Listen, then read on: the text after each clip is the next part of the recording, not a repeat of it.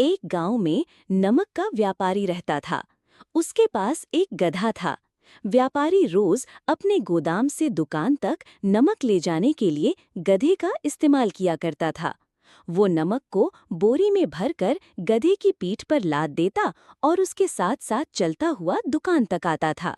व्यापारी का गधा आलसी प्रवृत्ति का था। काम से बचने के लिए वो नित नए उपाय सोचता रहता था। गोदाम से दुकान तक के रास्ते में एक नदी पड़ती थी, जिस पर एक छोटा पुल बना हुआ है।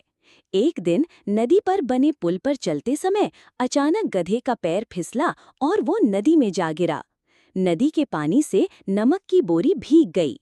जब तक व्यापारी ने गधे को पानी से निकाला, तब तक बोरी में भरा बहुत सारा नमक घुल चुका था। गधा जब चलने लगा तो उसे बोरी का भार बहुत कम महसूस हुआ और वो खुश हो गया। उसने सोचा कि अपने ऊपर लदा बोझ हल्का करने का ये बहुत बढ़िया तरीका है। अगले दिन वो जानबूझकर नदी में गिर पड़ा। नमक पानी में घुल जाने से बोरी का वजन फिर कम हो गया। उसके बाद से वो हर रोज ऐसा ही करने लगा। रोज रोज गधे की ये हरकत देखकर व्यापारी उसकी चालाकी समझ गया। उसने गधे को सबक सिखाने का फैसला कर लिया और अगले दिन बोरी में नमक के स्थान पर रुई भरकर गधे की पीठ पर लाद दिया। रुई हल्की थी। इसके बाद भी आलसी गधे ने सोचा कि क्यों ना रोज की तरह नदी के पानी में गिरकर इस वजन को और कम कर लिया जाए। इसलिए वो जानबूझकर नदी में गिर पड़ा।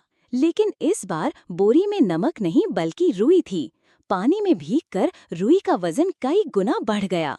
गधा जब उठकर चलने को हुआ तो इतने भारी बोझ से उसका बुरा हाल हो गया। उस दिन के बाद से उसने कभी आलस न करने का निर्णय किया। Where you can direct a voice, create realistic dialogue,